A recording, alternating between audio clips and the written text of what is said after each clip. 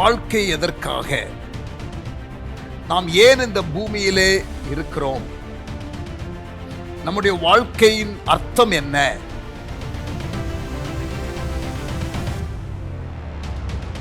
வாழ்க்கையின் அர்த்தத்தை அறிந்து வாழும் பொழுது வாழ்க்கை மிகவும் லகுவாகிவிடும். தேவையில்லாத காரியத்திலே நாம் சிக்கிக்கொள்ள மாட்டோம்.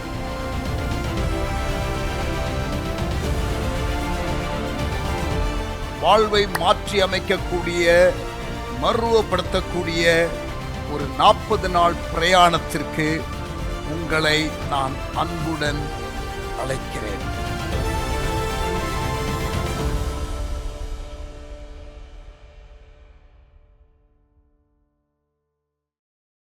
Praise the Lord. Welcome to day 28. 28வது அத்தியாயம். 3வது நோக்கமாகிய சீஷத்துவம் அல்லது கிறிஸ்தவ சுபாவ வளர்ச்சி அல்லது இயேசுவை போல குணத்திலே மாறுதல் என்ற 3வது நோக்கத்தின் 7வது நாள், இறுதியான நாள். நாளையிலிருந்து சாப்டர் 29 அண்ட் 4வது நோக்கத்திற்குள்ள நாம் போகிறோம். இன்று நாம் முடித்துவிட்டால் நமக்கு 12 நாட்கள் இன்னமும் உண்டு. 12 more days. 4வது நோக்கம் 7 நாளைக்கும், கடைசி நோக்கம் 5 நாட்களுக்குமாக நாம் பார்க்க போகிறோம். இன்றைக்கு 3வது நோக்கத்தின் கடைசி நாள், கிறிஸ்துவை போல மாறுதல். இதற்கு it takes time. சாப்டர் 28 உடைய தலைப்பு கிறிஸ்துவை போல மாறுவதற்கு கால அவகாசம் நமக்கு தேவை. எல்லாவற்றிற்கும் பூமியிலே ஒரு காலம் உண்டு என்று பிரசங்கி 3:1 வாசிக்கிறோம். Everything on earth has its own time and its own season. நாம் சரியாக இருந்தால், நாம் செய்ய வேண்டிய காரியங்களை சரியாக செய்தால், ஆண்டவர் அதன் வேளையில நேர்த்தியாய் செய்வார். ஆண்டவருடைய வேலை இன்னும் வரவில்லை என்று சொல்லி நாம் அதற்கு கொடுக்க வேண்டிய கவனத்தை கொடுக்காமல் இருப்பதற்காக இந்த வசனம் சொல்லப்படவில்லை. சில வேளைகளில் எல்லா காரியங்களையும் சரியாக செய்தாலும் நமக்கு காரியங்கள் ஒருவேளை வாய்க்காமல் இருக்கலாம். எப்படி சீசன்ஸ் இருக்கிறதோ, ஸ்ப்ரிங் டைம் வசந்த காலம், அதே போல குளிர்காலம், இலையுதிர் காலம், ஃபால் அண்ட் வின்டர். அப்பொழுது அந்த மரம் நிலைப்படுவதற்கும் அது கொஞ்சம் கடினமான பாதை வழியாய் போகிற ஒரு நேரம் என்று வைத்துக்கொள்வோம். ஆனால் திடீரென்று இலைகள் எல்லாம் பூக்கும், பூக்கள் எல்லாம் வரும், அது வசந்த காலம். ஸோ ஒருவேளை உங்களுடைய ஆவிக்குரிய வாழ்க்கையிலே வசந்த கால நேரங்களும் இருக்கலாம். உங்களுக்கு வறண்ட இலையுதிர் காலம் குளிர்காலமாகவும் இருக்கலாம். ஆனால் seasons are there. So God will do his part. But நம்முடைய பகுதியை நாம் செய்ய வேண்டும். பிலிப்பியர் 1ஆம் அதிகாரம் 6ஆம் வசனத்தில், ஆங்கிலத்திலும் தமிழில் பிலிப்பியர் 1:5 வாசிக்கலாம். உங்களில் நற்கிரியை தொடங்கினவர் அதை இயேசு கிறிஸ்துவின் நாள் பரியந்தம் முடிய நடத்தி வருவார் என்று நம்பி. ஆண்டவர் நமக்கு வைத்திருக்கிறதான நோக்கங்கள், திட்டங்கள், அதை நம்மிலே ஆரம்பித்தவர் அதை அந்த இறுதி நாள் வரைக்கும் காக்க வல்லவராய் இருக்கிறார். நான் விசுவாசிக்கிறவர் இன்னார் என்று அறிவேன் என்று பவுல் தீமோத்தேயுவுக்கு எழுதும் பொழுது எழுதுகிறார். 2 தீமோத்தேயு 1:12. நான் விசுவாசிக்கிறவர் இன்னார் என்று அறிவேன், நான் அவரிடத்தில் ஒப்புக் கொடுத்ததை அவர் அந்நாள் வரைக்கும் காத்துக்கொள்ள வல்லவராயிருக்கிறார் என்று நிச்சயித்து இருக்கிறேன். பிலிப்பியருக்கு எழுதும் பொழுது உங்களில் நற்கிரியையை தொடங்கினவர் அதை இயேசு கிறிஸ்துவின் நாள் பரியந்தம் முடிய நடத்தி வருவார் என்று நம்பி நான் உங்களை நினைக்கிற பொழுதெல்லாம் என் தேவனை ஸ்தோத்தரிக்கின்றேன். In verse 6, when it comes to English Bible, Philippians 1:6, Living Bible Translation, I am sure that God who began the good work within you will keep right on building you, on helping you grow in His grace until His task within you is finally finished on that day when Jesus Christ returns. There is no shortcuts to maturity. முதிர்ச்சிக்கு ஒரு குறுக்கு வழி என்பது கிடையாது. ஒரு குழந்தை ஒரு முழு மனிதனாக வளர்ந்து வருவதற்கு காலம் எடுக்கிறதை போல ஒரு காய் அந்த ஒரு மரத்துல அது பழுத்து அந்த பழமாக புசிக்கிற அளவிற்கு பக்குவமாகிற அதற்கு காலம் எடுக்கும். அது ஒரு பூவாக வரும், ஒரு பிஞ்சியாக வரும், காயாக வரும், பிறகு அது பழுத்து அது அந்த ரைப்பன் ஆகும். அதற்கு எப்படி காலம் எடுக்கிறதோ, ஒரு குழந்தை எப்படி ஒரு பெரிய மனிதனாக வளர்வதற்கு காலம் எடுக்கிறதோ, the development of Christ-like character cannot be rushed. It takes a lifetime to develop. இது உங்களுடைய முழு வாழ்க்கையே ரட்சிக்கப்பட்ட பிறகு ஆண்டவர் பயன்படுத்துகிறார். Spiritual growth, like physical growth, takes time. ஆனால் சில நேரத்தில் நீங்க பார்த்தீங்கன்னா அந்த கடைகளில் விற்கிற பழங்கள் இருக்கிறது தெரியுமா, அது அந்த டிரான்ஸ்போர்ட்லாம் பண்றதுனால தோட்டத்தில் பறிக்கும் பொழுது அதை காயாக பறித்து அதை அப்படியே அந்த டிரான்ஸ்போர்ட்லாம் பண்றதற்கு சேஃபா இருக்கிறதுக்காக கொண்டு வந்து குடோன்ல வைத்து அதற்கு பிறகு கடையில் விற்கிறதற்காக வரும் பொழுது அதில் கார்பன் டை ஆக்சைடு அந்த கேஸை கொஞ்சம் அப்படி அடித்து அது பழுக்க வைக்கிறது. தக்காளி காயா பறிச்சிருவாங்க. அப்புறம் இப்படி டிரான்ஸ்போர்ட்லாம் பண்ணுவதற்கு ஈஸியாக இருக்கும். கடைசியில் கடைக்கு வரும்பொழுது அந்த கலர் மாறுவதற்காக அந்த கெமிக்கலை பூசுவாங்க. அந்த கெமிக்கல் பூசுறதுனால சாப்பிட முடியாதுன்னெலாம் கிடையாது. It is still edible, but the taste of the tomato when it ripens in the plant is very different and better than that which is artificially made to ripe. So நமக்கு குறுக்கு வழியில் எதையும் செய்தால் அந்த நிறைவான அந்த முழுமையான வளர்ச்சி நமக்கு இருக்காது. நம்ம எப்பயுமே வேகமாக, துரிதமாக, சீக்கிரமாக என்ற ஒரு உலகத்திலே வாழ்ந்து கொண்டிருக்கிறோம். ஆனால் நம்ம எவ்வளவு வேகமாக வளருகிறோம் என்பதை மெயினாக வைத்து காரியங்களை திட்டமிடுவோம். But how strong we grow is what God looks at. எவ்வளவு பலமாக வளருகிறோம், எவ்வளவு திடமாக வளருகிறோம், எவ்வளவு ஆரோக்கியமாக வளருகிறோம், எவ்வளவு முழு நிறைவுடன் வளருகிறோம் என்ற காரியத்தை ஆண்டவர் பார்க்கிறார். God views our lives from eternity and he views our life for eternity. அவர் நித்தியத்திலிருந்து நம்முடைய வாழ்க்கையை பார்க்கிறார், நித்தியத்திற்காக நம்மை அவர் பார்க்கிறார். அண்ட் அவர் அவசரப்படுவதே கிடையாது. நல்லா கவனிங்க, இது ஒரு ஆர்மி டேர்ம், இது ஒரு இராணுவ ஒரு பதம். Beach head. பீச் ஹெட் என்று சொன்னால், இப்ப இந்தியா பாகிஸ்தானோட சண்டை போடுகிறதற்கு போகிறது என்று வைத்துக் கொள்வோம். இந்தியா பாகிஸ்தான் வார்ல அந்த பாகிஸ்தான் எல்லையை நாம் பிடிக்க வேண்டும் என்றால் என்ன செய்வார்கள் இந்திய ராணுவம் என்றால், இன்றைக்கு நல்ல மாடர்ன் வெப்பன்ஸ் அண்ட் காரியங்கள்லாம் வந்திருக்குது. But in a very traditional வே ஆர்மியில் மெயினாக அந்த தரைப்படை தான் அட்வான்ஸ் பண்ணும்.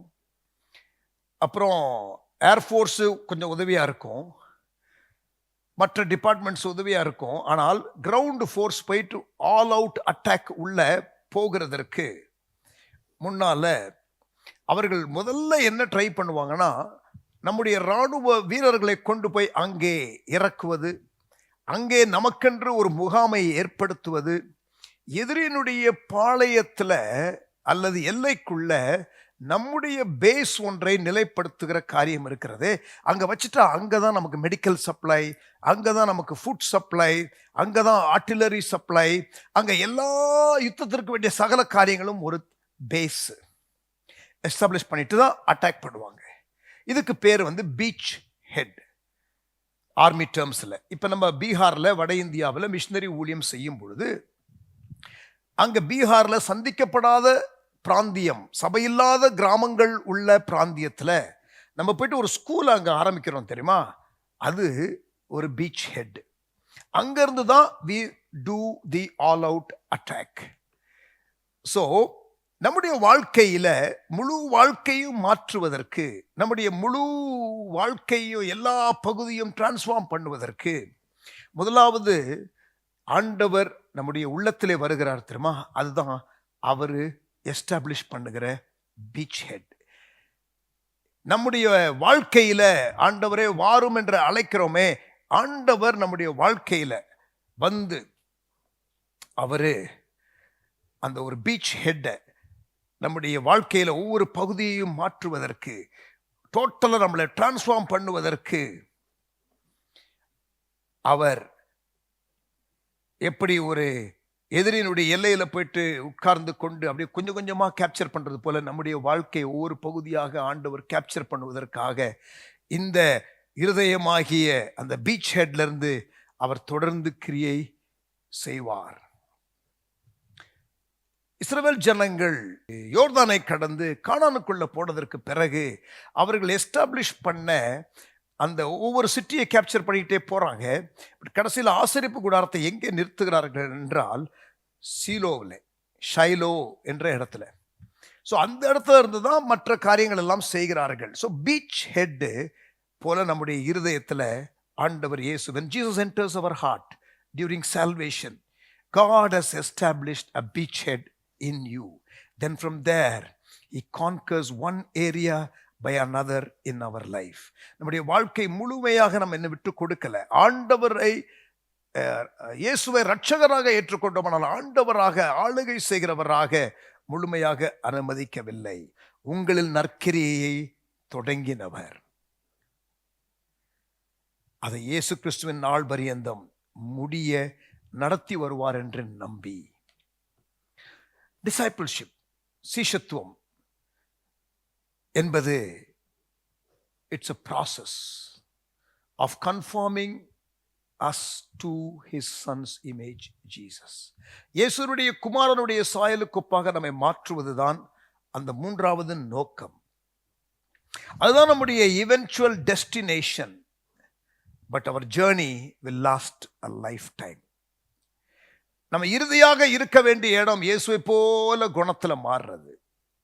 ஆனால் வாழ்க்கை என்பது முழுமையாகவே ஒரு பயணம். The Bible says that we are to come to the fullness of Christ. எபேசியர் 4:11 கிறிஸ்துவின் நிறைவான வளர்ச்சி. இங்கிலீஷ்ல 13வது வசனத்தில் இருக்கும் fullness, until we attain the fullness of Christ. கிறிஸ்து இயேசுவின் அந்த சாயல் முழுமையாக நாம் அடைவதற்கு ஆண்டவர் 5 விதமான ஊழியங்களை சபைக்கு கொடுத்திருக்கிறார். சபை பூரணப்படுவதற்காக, நாம் பூரணப்படுவதற்காக, அவருடைய குமாரனுடைய சாயலுக்கு ஒப்பாய் இருப்பதற்காக. That is our eventual destination, but our journey will last a lifetime. இதுவரைக்கும் நம்ம 3 நோக்கங்களை பார்த்திருக்கிறோம். So far we have seen that this journey, இந்த பிரயாணம், it includes believing through worship, belonging through fellowship, now becoming through discipleship. Believing through worship, first purpose. Belonging through fellowship, second purpose. Becoming through discipleship. The third purpose. மூன்றாவது நோக்கம் மறுரூபமாகி வருதல், இயேசுவை போல. இரண்டாவது நோக்கம் அங்கம் வகிக்க தேவனுடைய குடும்பத்துல. முதலாவது ஆண்டவரை விசுவாசிக்க, அவரை ஆராதிக்க. கொலோசையர் 3ஆம் அதிகாரம் 10ஆம் வசனம். Colossians chapter 3 verse 10. தன்னை சிருஷ்டித்தவருடைய சாயலுக்கு ஒப்பாய் பூரண அறிவடையும்படி புதிதாக்கப்பட்ட புதிய மனுஷனை தரித்துக் கொண்டிருக்கிறீர்களே. பூரண அறிவடையும்படி, டு பிகம் பெர்ஃபெக்ட். ஆனால் நான் ஏற்கனவே உங்களுக்கு இந்த லாஸ்ட் ஃபியூ சாப்டர்ஸ்ல ஏதோ ஒரு இடத்துல உங்களுக்கு ஒரு காரியத்தை சொல்லி கொடுத்திருக்கிறேன். Even our entire life time will not be enough to completely make us like Jesus in character. அப்ப எப்படி இருக்கும்? நாம் தேவனுடைய பிள்ளைகள் என்று அழைக்கப்படுவதனால் பிதாவானவர் நமக்கு பாராட்டின அன்பு எவ்வளவு பெரிதென்று பாருங்கள். இது ரட்சிக்கப்பட்ட அனுபவத்தை குறிக்கிறது. ஏன்னா அவருடைய நாமத்தின் மேல் விசுவாசம் உள்ளவர்களை, அவரை ஏற்றுக்கொண்டவர்கள் எத்தனை பேர்களோ அத்தனை பேர்களுக்கும் தேவனுடைய பிள்ளைகள் ஆகும்படி அதிகாரம் கொடுத்தார். யோவான் 1:12. நாம் தேவனுடைய பிள்ளைகள் என்று அழைக்கப்படுவதனால் பிதாவானவர் நமக்கு பாராட்டின அன்பு எவ்வளவு பெரிதென்று பாருங்கள். உலகம் அவரை அறியாதபடினால நம்மையும் அறியவில்லை. இது கடந்த கால ரட்சிப்பு, இனிஷியல் சால்வேஷன், அது தெளிவா இருக்கு. 2ஆம் வசனம் பாருங்க. பிரியமானவர்களே, யோவான் சொல்லுகிறார், இப்பொழுது தேவனுடைய பிள்ளைகளாய் இருக்கிறோம். ரட்சிக்கப்பட்ட நாம் தேவனுடைய பிள்ளைகளாய் இருக்கிறோம். இனி எவ்விதமாய் இருப்போம் என்று இன்னும் வெளிப்படவில்லை. போக போக ஒவ்வொருத்தரும் எந்த அளவிற்கு நம்ம விட்டு கொடுத்து இயேசுவை போல வருவோங்கிறது முழுமையா சொல்லப்படுவதற்கு இல்லை. ஆகிலும் ஒரு காரியத்தை நான் நிச்சயமாக அறிவேன் என்று சொல்லுகிறார். அவர் வெளிப்படும் போது அவர் இருக்கிற வண்ணமாகவே நாம் அவரை தரிசிப்பதனால் அவருக்கு ஒப்பாக இருப்போம் என்று அறிந்திருக்கிறோம். One thing is very sure, John says, we are a child of God. ரட்சிக்கப்பட்ட நாம், இது உறுதி. அவர் வரும் பொழுது நாம் அவருடைய குமாரனுடைய சாயலுக்கு ஒப்பாக முழுமையாக மறுரூபமாக இருப்போம், அதுவும் உறுதி.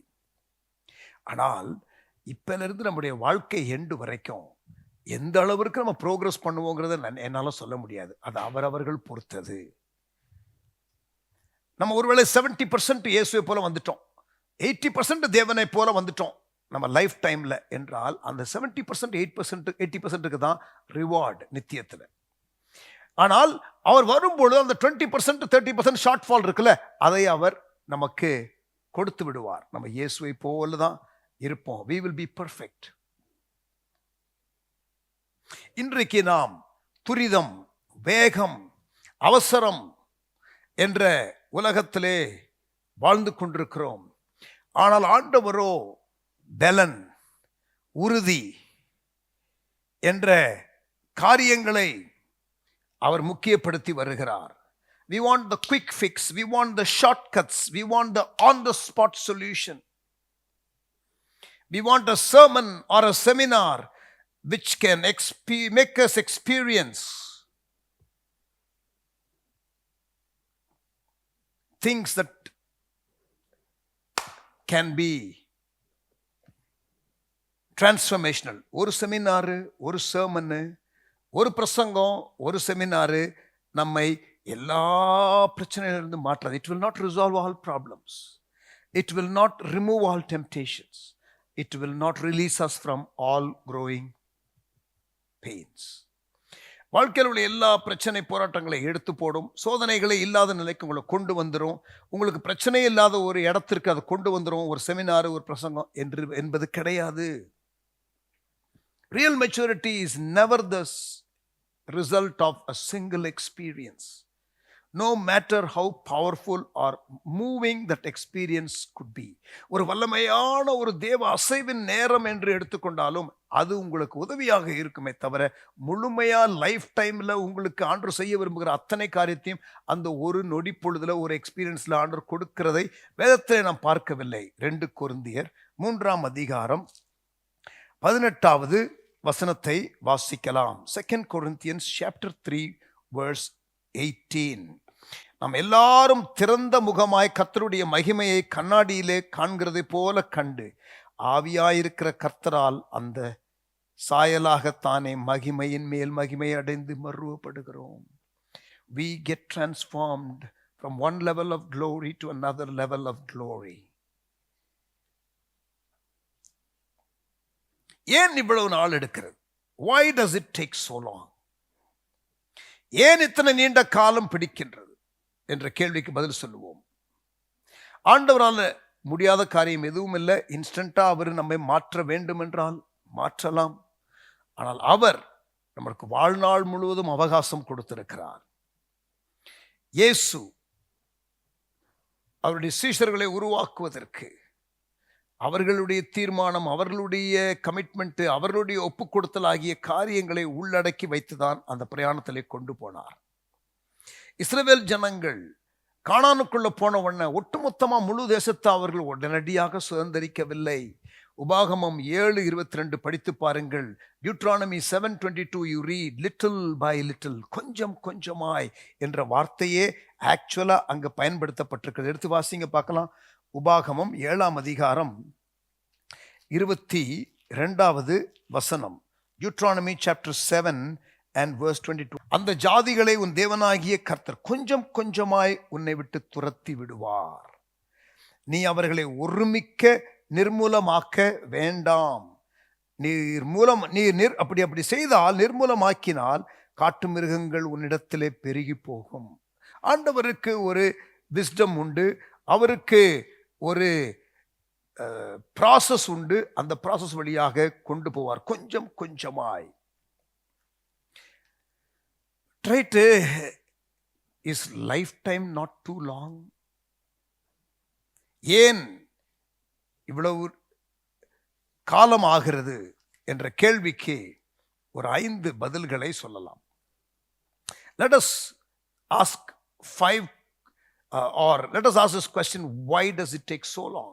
ஏன் இத்தனை நீண்ட காலம் பிடிக்கின்றது என்பதற்கு ஒரு 5 பிராக்டிக்கல் ஒரு சொல்யூஷன் கொடுக்கிற, காரணத்தை காட்டுகிற காரியங்களை பார்க்கலாம். நம்பர் 1, ஏன் இவ்வளவு நாட்கள் ஆகிறது? we are slow learners.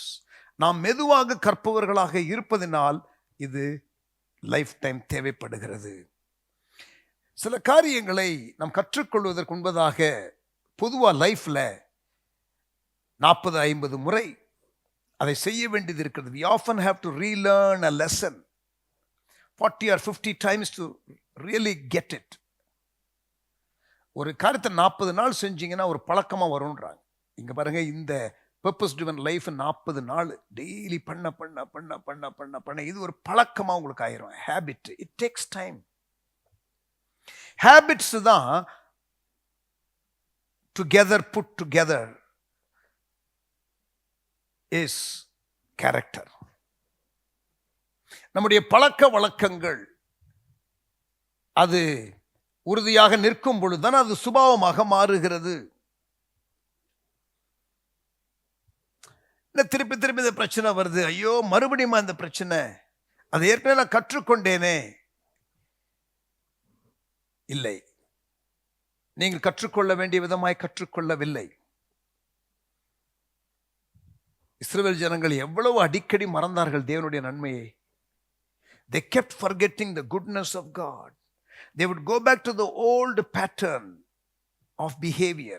They would revert themselves to old ways of doing things. They forget the goodness of God.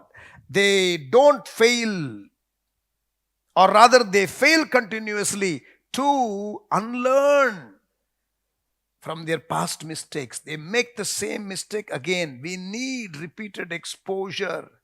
நமக்கு நேரம் தேவைப்படுகிறது. ஏனென்றால் நாம் ஸ்லோ லேர்னர்ஸ். நாம் கற்றுக்கொள்வதிலே மெதுவாக எப்பொழுதும் இருக்கிறோம். இரண்டாவது காரணம், ஏன் இவ்வளவு? why does it take so long? we have a lot to unlearn. நமக்கு இருக்கிற நிறைய காரியங்களை நம்ம விட வேண்டிய காரியங்கள் நிறைய இருக்கிறது. சேர்க்க வேண்டிய காரியங்கள் மட்டுமல்ல.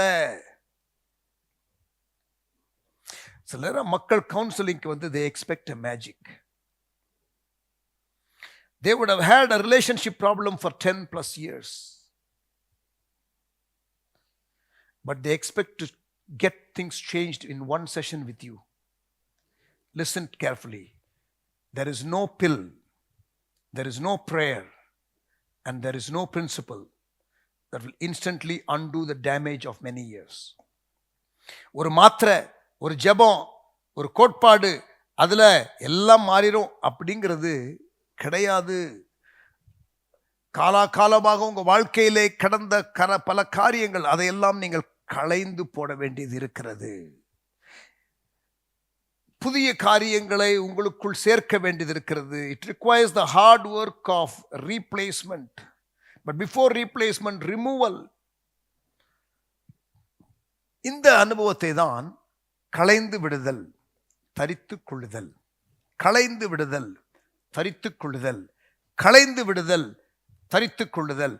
Put off, put on, take off, take it on, take off the old self, put on the new self என்ற இந்த பதங்களை புதிய ஏற்பாட்டிலே நிறைய இடத்துல பார்க்கிறோம். ரோமர் 13:12, எபேசியர் 4:22 25, கொலோசையர் 3:7-10, கொலோசியர் 3:14, Romans 13:12, Ephesians 4:22-25, Colossians chapter 3 verse 7-10, and Colossians 3:14.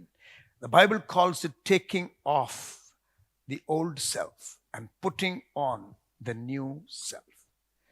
பழைய வஸ்திரத்தை களைந்து குளித்து விட்டு புதிய வஸ்திரத்தை தரித்துக் கொள்ளுகிறது போல இடையில நமக்கு மைண்ட் ரினியூவல் தேவை என்பதை எபேசியர் 4:22-24 படிக்கும் பொழுது 23ஆம் வசனத்துல படித்தோம்.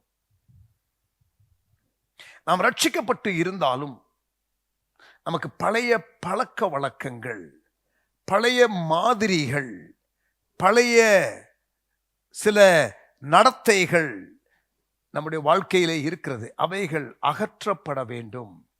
அது ரீப்ளேஸ் பண்ணப்படணும். Removal of old habits, old patterns and old practices with new habits, new patterns and new practices. பழைய பழக்க வழக்கங்கள், பழைய மாதிரிகள், பழைய செயல்பாடுகள் ஆகிய காரியங்களை களைந்து புதிய காரியங்களை நாம் ஏற்றுக்கொள்ள வேண்டும். இதற்கு டைம் எடுக்கிறது. Why does it take so long? We are slow learners, number one. Number two, we have a lot to unlearn. ஏன் இத்தனை நீண்ட காலம் பிடிக்கின்றது? முதலாவதாக நாம் மெதுவாக கற்றுக்கொள்கிறவர்களாக இருப்பதனால். இரண்டாவது, நாம் விட வேண்டிய காரியங்கள் அதிகம் இருப்பதனால். நாம் மெதுவாக கற்பவர்களாக இருப்பதனால், நாம் விட வேண்டிய காரியங்கள் அதிகமாக இருப்பதனால் நேரம் எடுக்கிறது. நம்பர் த்ரீ,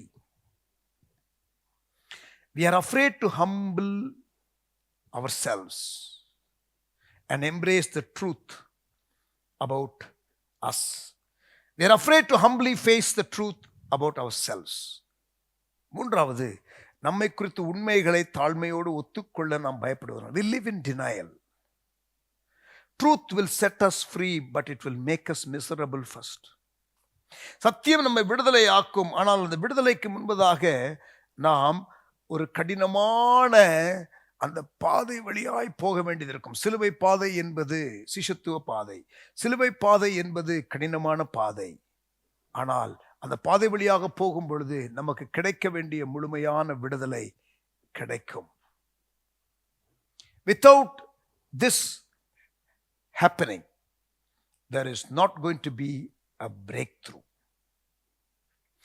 நம்ம தொடர்ந்து வாழ்க்கையை ஒரு மறுதலித்த ஒரு நிலையில, உண்மையான வாழ்க்கை நிலையை மறுதலித்து, a life of denial, சத்தியத்தை ஃபேஸ் பண்ணாம, I am all right, I don't need help, I am good, thank you very much என்று நம்ம தட்டி கழிப்பதனால நம்முடைய வாழ்க்கை மாறுவதற்கு டைம் எடுக்கிறது. முதலாவது, நம்ம கற்றுக்கொள்வதிலே ஸ்லோவாக இருக்கிறவர்கள். இரண்டாவது, விட வேண்டிய காரியங்கள் அதிகம் வைத்திருக்கிறவர்கள். மூன்றாவது, நம்ம எதையும் உடனே நம்ம ஏற்றுக்கொள்ளுகிறவர்களும் அல்ல. மறுதலிப்பின் வாழ்க்கையிலேயே வாழுகிற அநேகர் உண்டு, ஒத்துக்கொள்ளுகிறதில்லை. பாவங்களை மறைக்கிறவன் வாழ்வடைய மாட்டான், அவைகளை அறிக்கை செய்து விட்டு விடுகிறவனோ இரக்கம் பெறுவான் என்று சொல்லப்பட்டிருக்கிறது. அந்த நிலைக்கு வருவதற்கே டைம் ஆகுது. 4வது ஏன் டைம் ஆகிறது? growth is often painful and scary. வளர்ச்சி எப்பொழுதும் வேதனை நிறைந்ததாயும் பயப்படத்தக்கதாயும் இருக்கின்றபடியினாலே. இங்க பாருங்க, சேஞ்ச் என்பது இல்லாமல் growth வராது.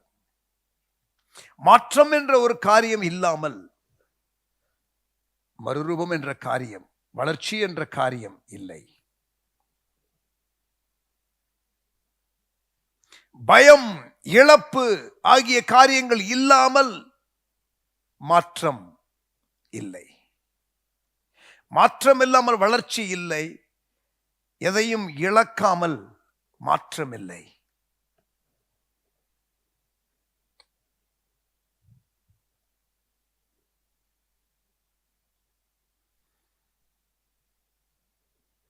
பெயின், வலி, இழக்கும் போது வலி இருக்கும். ஆனால் இழந்தால்தான் நமக்கு மாற்றம் வரும். மாற்றம் வந்தால்தான் மறுரூபம், வளர்ச்சி.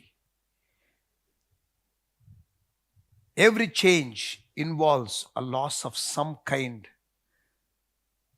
எல்லா மாற்றத்திலும் சில காரியத்தை இழக்க வேண்டியது இருக்கிறது. பழைய வழிகளை விட வேண்டியது இருக்கிறது. பழைய உறவுகளை விட வேண்டியது இருக்கிறது. சில இழப்புகளை சந்திக்க வேண்டியது இருக்கிறது.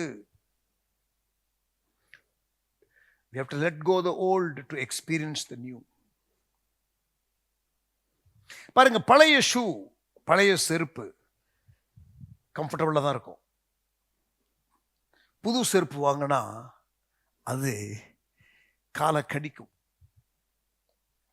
We are familiar with the old shoe and the slippers, and it is even comfortable. But a new shoe and a new chappal, sandal, will bite our legs.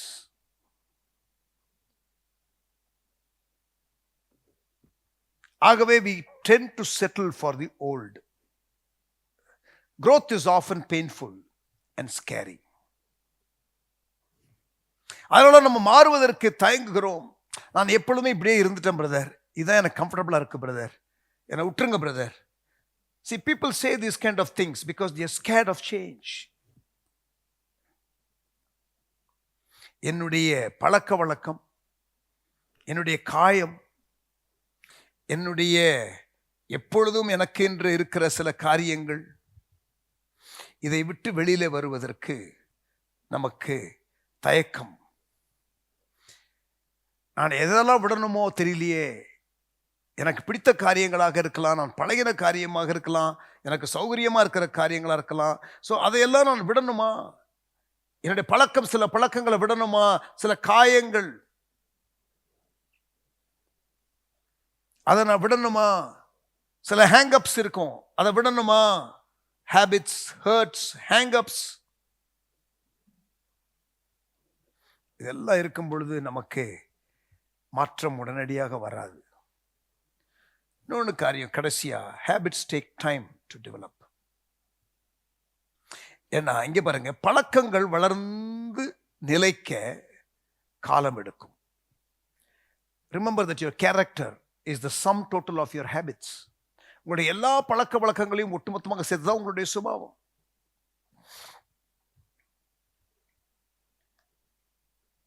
Habits, சில பழக்கங்கள் நமக்குள்ள வரணும்.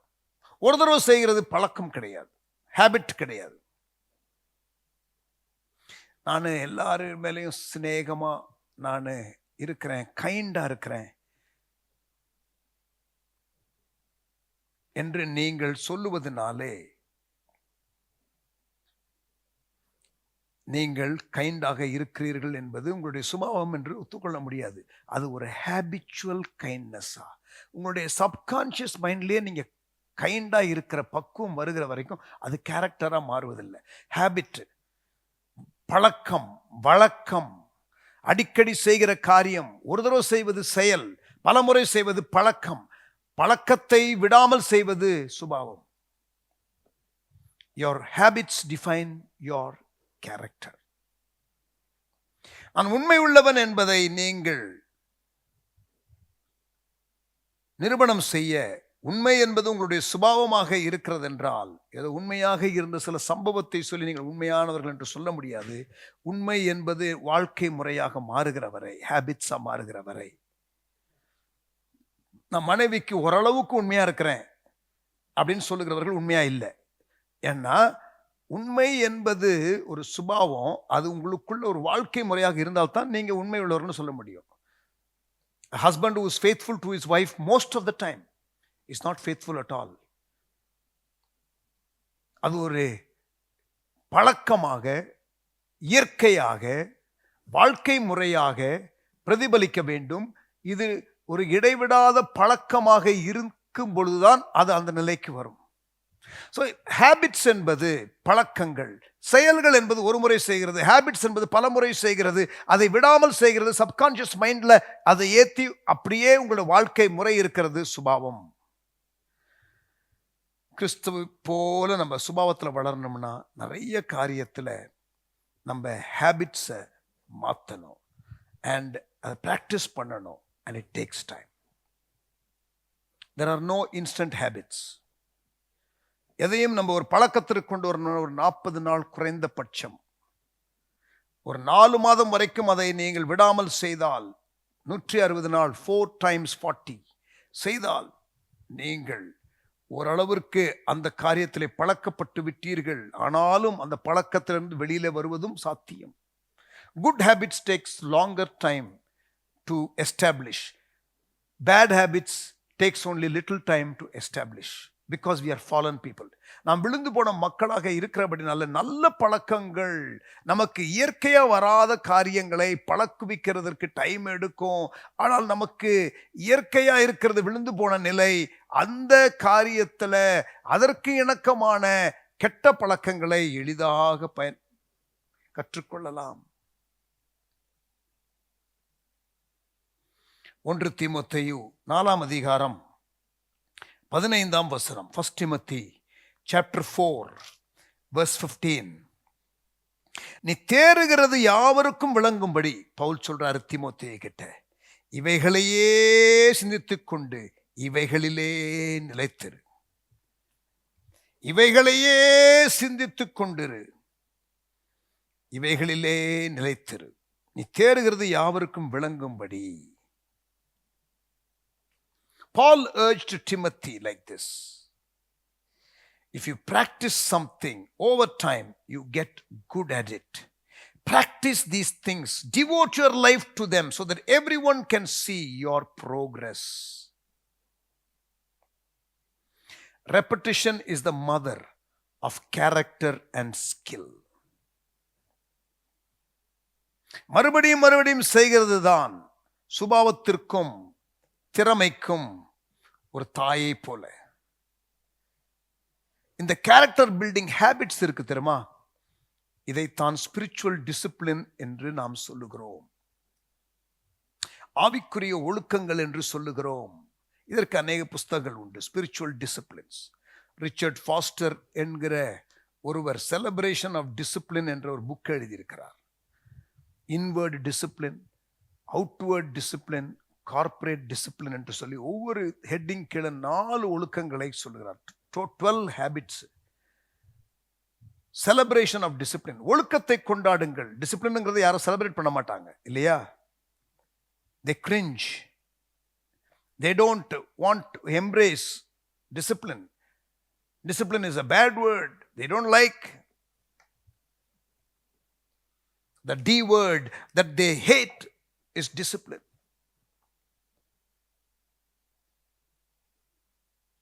ஆனா இவரு செலிப்ரேஷன் ஆஃப் டிசிப்ளின் ஒரு book எழுதியிருக்கிறார் Richard Foster. ஒழுக்கத்தை கொண்டாடுங்கள். பாருங்க, அந்த மைண்ட் செட்டே ஒழுக்கத்தை நான் கொண்டாடுவேன். I will celebrate discipline. அதை நான் ஒரு கடினமான காரியமாக எடுக்க மாட்டேன். எக்ஸசைஸ் பண்றத, எதையும் ஒரு நல்ல பழக்கத்தை ஏற்படுத்தி கொள்வத வழக்கத்தின்படியேன்னு இருக்கும் பைபிள்ல. வழக்கத்தின்படியே இயேசு ஜெபிக்க போனார், வழக்கத்தின்படியே அவர்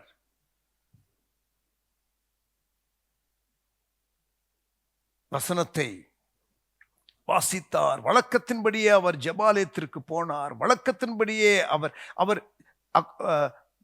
he did it as a habit. நீங்கள் அதை பார்க்கலாம். உங்களுடைய வாழ்க்கையில பழக்கத்தை ஏற்படுத்திக் கொள்வதற்கு டைம் எடுக்கும். வளர்ச்சி என்பது ஒரு பெயின்ஃபுல் ப்ராசஸ், ஆகவே டைம் எடுக்கும். வளர்ச்சி என்பதற்கு நம்ம உடனடியாக ஒத்துழைப்பதில்லை, ஆகவே டைம் எடுக்கும். வளர்ச்சி என்பது நிறைய காரியத்தை நம்ம விட வேண்டிய காரியங்கள் இருக்கிறது, ஆகவே நிறைய டைம் எடுக்கும். வளர்ச்சி என்பது நாம் கற்றுக்கொள்வதில் ஸ்லோவா இருக்கிறதுனால டைம் எடுக்கிறது.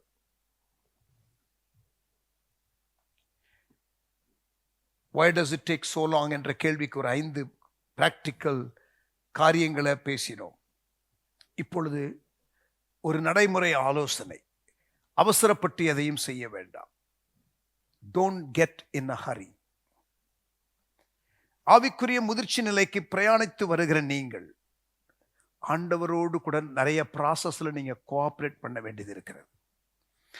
நாம் அடுத்த சில நிமிடங்களுக்கு ஒரு 4 காரியங்களை நாம் படித்து நாம் முடிக்கலாம். இதோடு கூட நாம் 3வது நோக்கமாகிய கிறிஸ்துவை போல மாறுதல் என்ற காரியத்தை நாம் இந்த புக்கில் முடிக்கிறோம். நாளையிலிருந்து 4வது நோக்கத்தை நாம் பார்க்க போகிறோம். இப்பொழுது don't get in a Hari, it takes life time.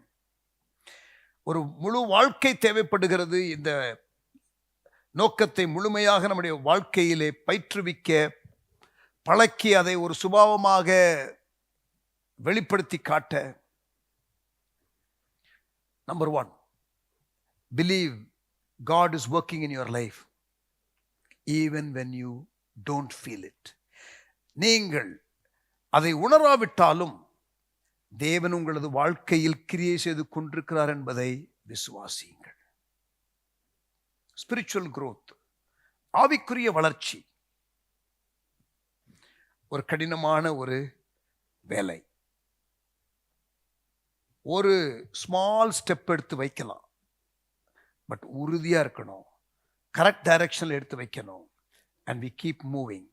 A journey of 1000 miles begins with a single step. 1000 mile தூரம் பிரயாணமும் ஒரு படி முதலாவது எடுத்து வைத்து தான் ஆரம்பிக்கிறது. keep moving, keep getting closer to the destiny. உங்களது ஆவிக்குரிய வாழ்க்கை காலங்கள் மாறி மாறி வரும். வசந்த காலம் வரும், இலையுதிர் காலம் வரும், குளிர்காலம் வரும். உங்கள் ஆவிக்குரிய வாழ்க்கையிலும் காலங்கள் உண்டு. சில சமயம் நீங்கள் குறுகிய கால ஆழமான வளர்ச்சியை அடையலாம், வசந்த காலம் போல. அதை தொடர்ந்து சோதிக்கப்படுதல் மற்றும் நிலைப்படுதல் ஒரு வேளை வரலாம். இலையுதிர் காலம், குளிர்காலம். உங்கள் வாழ்விலே சில காரியங்கள் உடனே நடக்காவிட்டால் சோர்ந்து போக வேண்டாம். Believe God is working in you even when you don't feel it. காலப்போக்கில்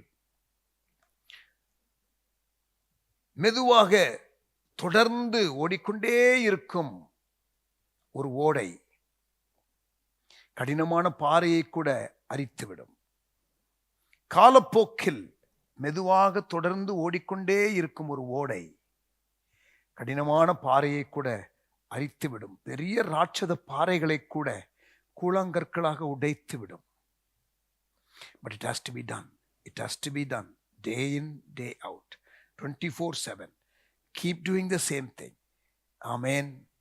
ஒரு சிறு துளிராக வரும் ரெட்வுட் மரம், ரொம்ப டீக் மரம் மாதிரி ரெட்வுட்ங்கிறது ஒரு நல்ல ஹை குவாலிட்டி வுட். அந்த மரம் 350 அடி உயரமுள்ளதாக வளருமாம்.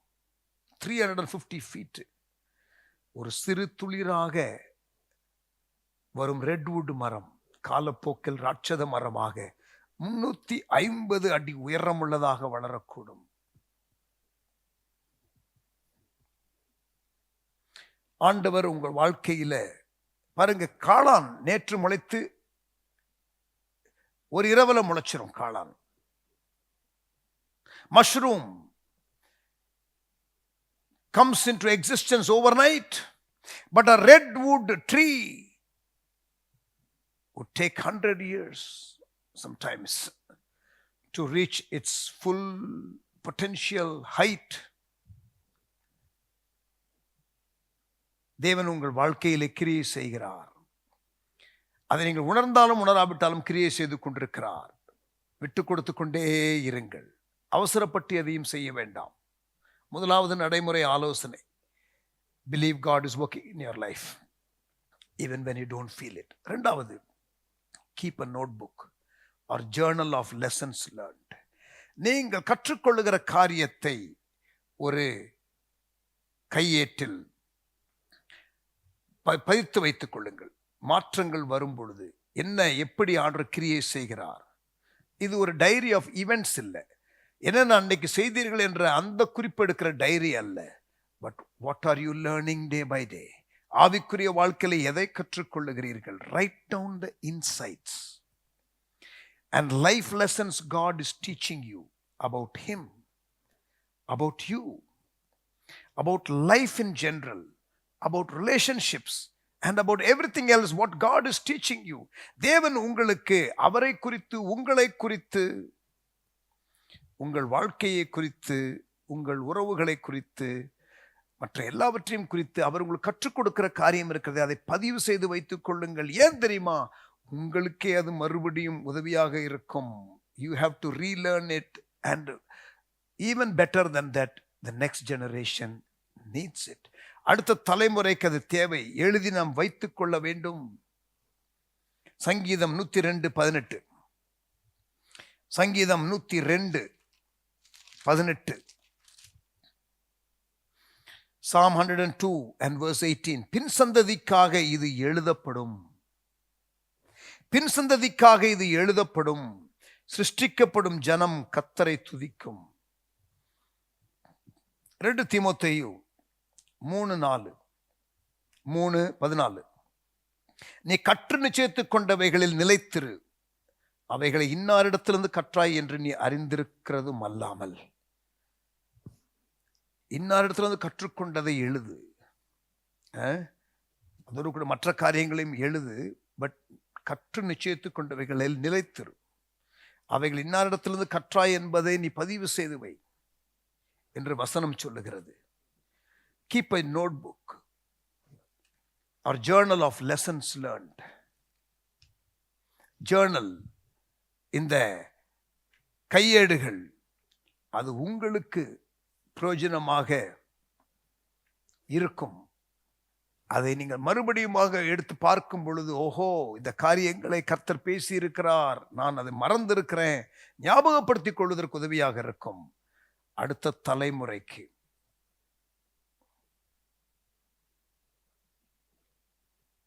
அது பிரயோஜனமாக இருக்கும். எபிரேயர் 2:1, Hebrews 2 verse 1. ஆகையால் நாம் கேட்டவைகளை விட்டு விலகாதபடிக்கு அவைகளை மிகுந்த ஜாக்கிரதையாய் கவனிக்க வேண்டும். நாம் கேட்டவைகளை விட்டு விலகாதபடி, ஏற்கனவே கற்றுக்கொண்ட காரியங்களை விட்டு விலகாதபடி, அதை நம்மை ரிமைண்ட் பண்ணிக்கொண்டே இருக்க அது நமக்கு தேவை. மூன்றாவதாக, be patient with God and be patient with yourself.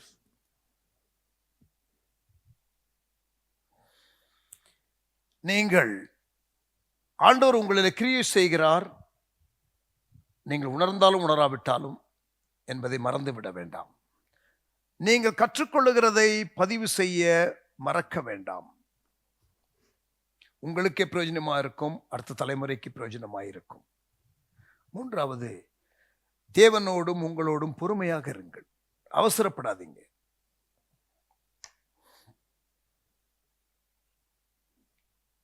வாழ்க்கையில் ஒரு விரக்தியான காரியம் என்ன தெரியுமா? ஆண்டவருடைய டைம் டேபிளும் நம்முடைய டைம் டேபிளும் மேட்ச் ஆகாது. We are often in a hurry, but God isn't.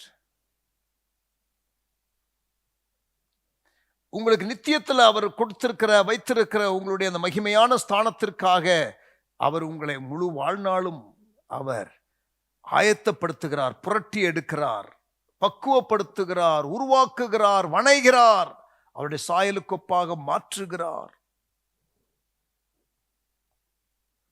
God took 80 years to prepare Moses, which included 40 years of wilderness.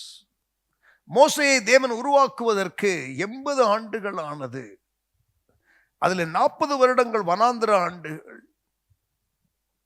40 years were wilderness years.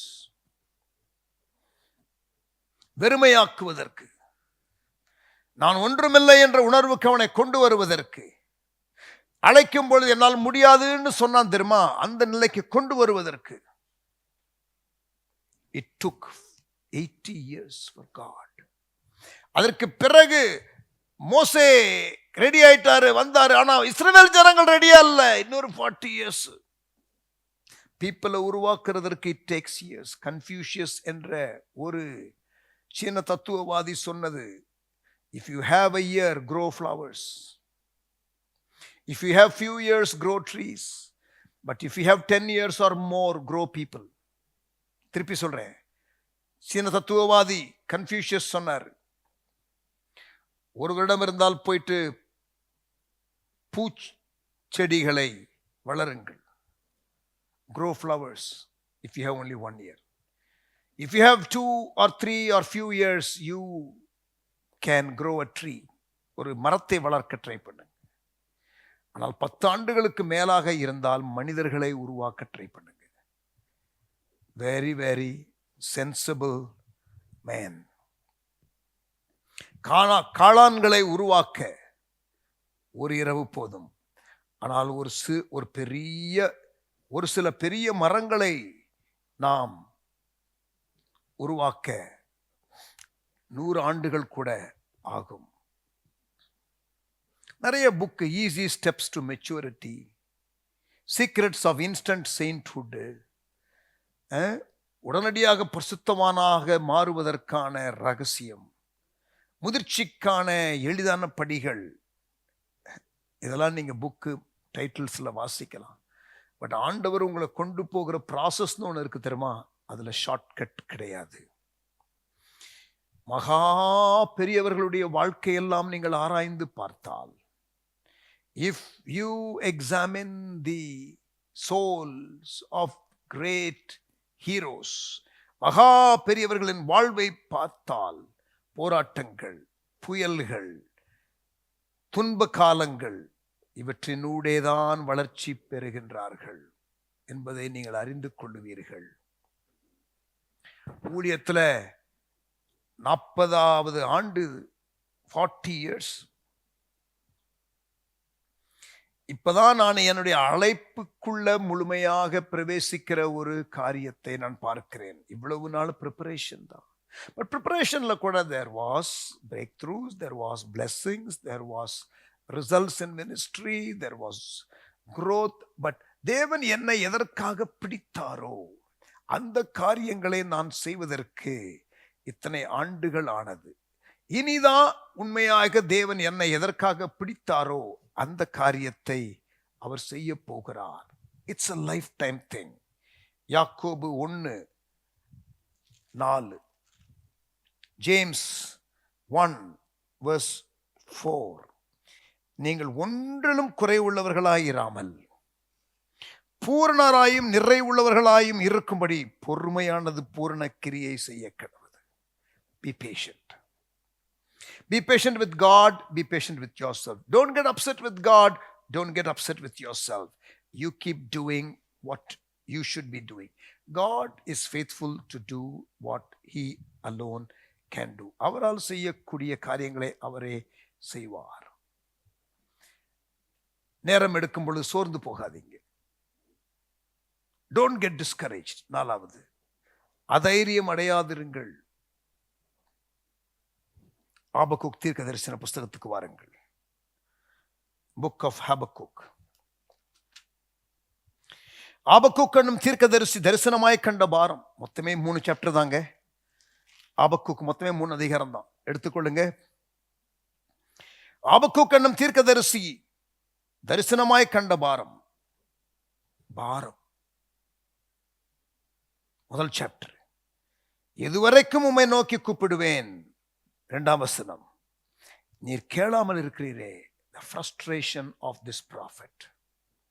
எவ்வளவு நாள் ஆண்டவரே, நான் எதுவரைக்கும் உம்மை நோக்கி கூப்பிடுவேன், நீர் ரட்சியாமல் இருக்கிறீரே. complain, confusion, frustration, burden. அப்படித்தான் அந்த ஃபர்ஸ்ட் சாப்டர் ஆரம்பிக்குது.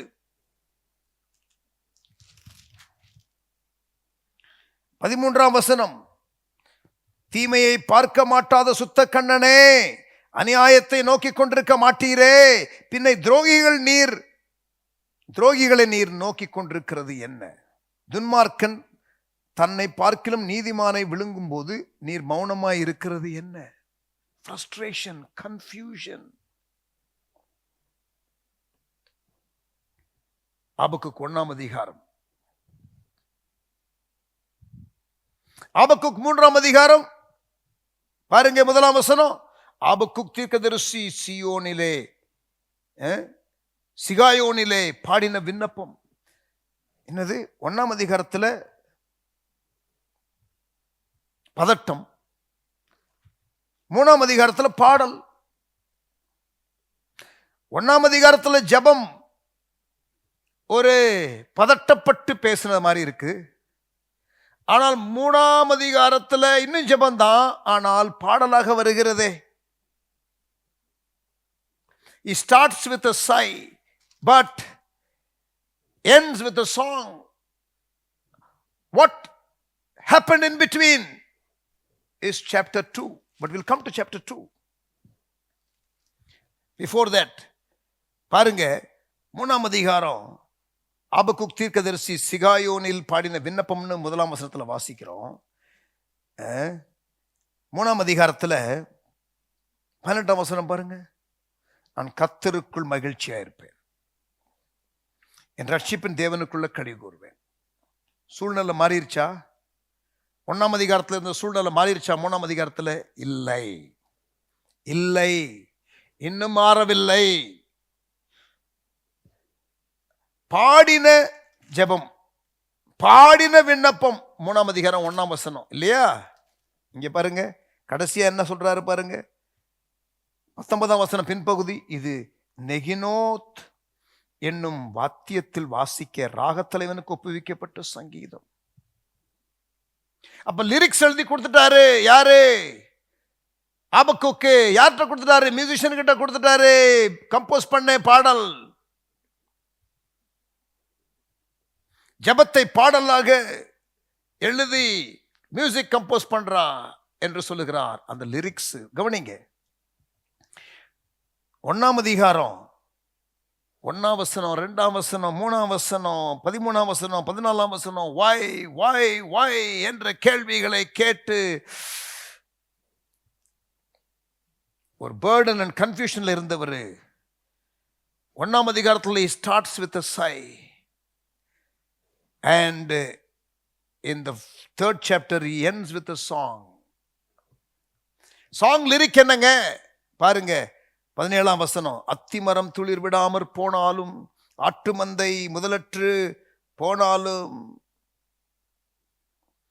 திராட்சை செடிகள் பழமில்லாமற் போனாலும், ஒலிவ மரத்தின் பலனற்று போனாலும், வயல்கள் தானியத்தை விளைவியாமற் போனாலும், கிடையில் மந்தைகள் முதலற்று போனாலும், தொழுவத்தில் மாடு இல்லாமற் போனாலும். பாருங்க, no no no, nothing seems to be in your favour.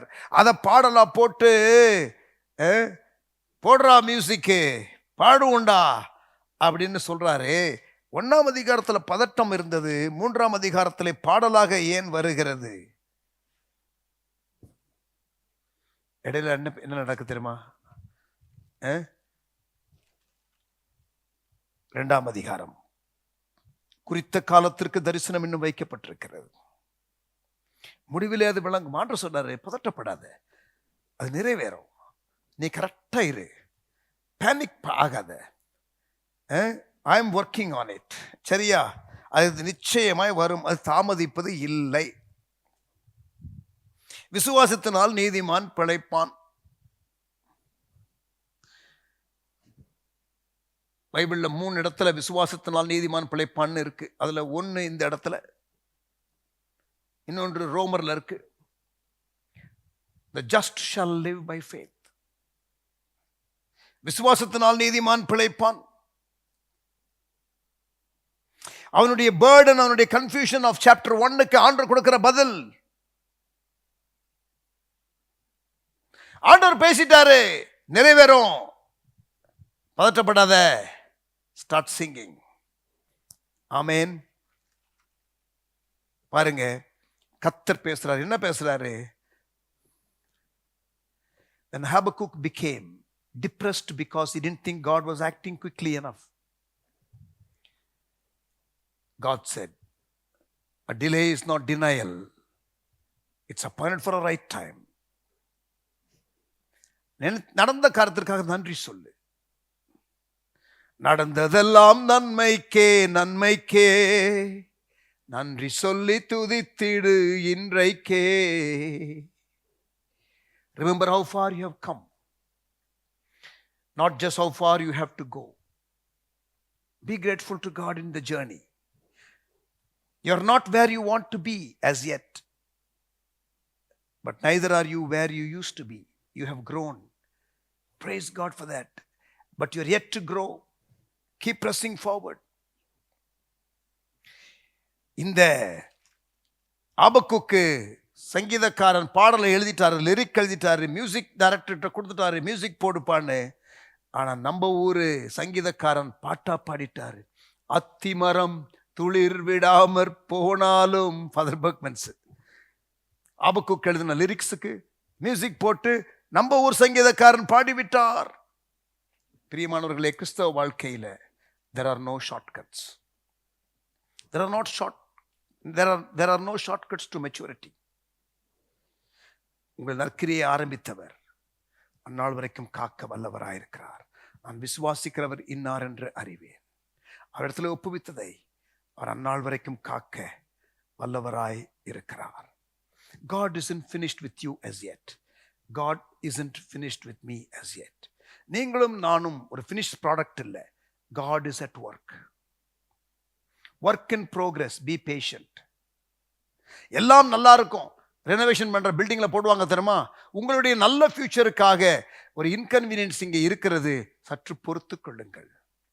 Your life is like that. Is being prepared. It's under renovation. A major renovation. A transformation. But there will be some inconvenience. Bear with it. But be on the right track. Noah 600வது வயதுல தான் வெள்ளம் வருது. 480 வயசுல ஆண்டவர் சொன்னார், 120 வருஷம் பிரசங்கம் பண்ணிக்கிட்டே இருக்கிறான். எல்லாம் 2 கொண்டு போய் அங்க சேர்க்கிறாரு இல்லையா? யோசிச்சு பாருங்க, அந்த ஸ்னெயில், அந்த நத்தை, அது கிரால் பண்ணி even the snail reached the ark by persevering. Even the snail reached the ark by persevering. விடாமுயற்சி. சோர்ந்து போகாதீங்க. ஆமென். 3 நோக்கங்களை பார்த்து முடித்திருக்கிறோம். We have completed 3 purposes. நாளையிலிருந்து டே 29 4வது நோக்கத்தை பார்க்க போகிறோம். ஆசீர்வதிக்கப்படுறீங்களா? ஆண்டவருக்கு மகிமை உண்டாகட்டும். விட்டு கொடுங்க.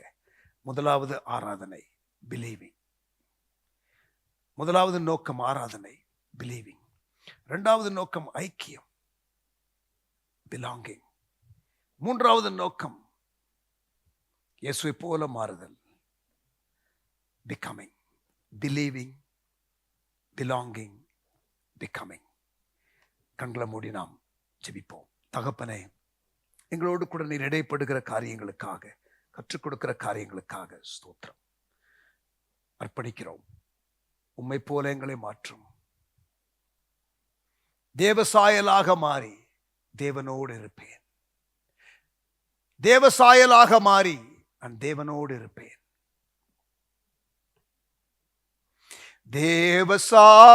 தேவசாயலாக மாறி தேவனோடு இருப்பேன். நானும் தேவனோடு இருப்பேன். தேவசாயலாக மாறி தேவனோடு இருப்பேன். நானும் தேவனோடு இருப்பேன். அது நம்முடைய வாழ்க்கையின் முடிவில், நம்ம மரித்த பிறகு அடக்க ஆராதனையில் பாடுகிற பாடல். It takes life time. Amen. Thank you Lord. எங்களோடு கூட இருந்தருளும். உம்மை போல எங்களை மாற்ற நாங்கள் விட்டுக் கொடுக்க எதிர்பார்க்கிறீர், விட்டுக் கொடுக்கிறோம். இயேசுவின் நாமத்தில் பிதாவே, ஆமென். Praise the Lord. கர்த்தர் உங்களை ஆசீர்வதித்தார்.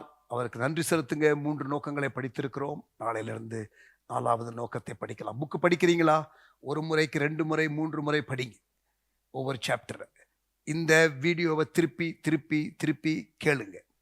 காரியங்கள் வெளிப்பாடா உங்களுக்குள்ள பதியட்டும். Let it register in your heart as a revelation. எடுக்கப்பட முடியாத சத்தியமாக உள்ளே ஆழமாக பதியட்டும். கர்த்தர் உங்களை ஆசீர்வதிப்பாராக. ஆமென்.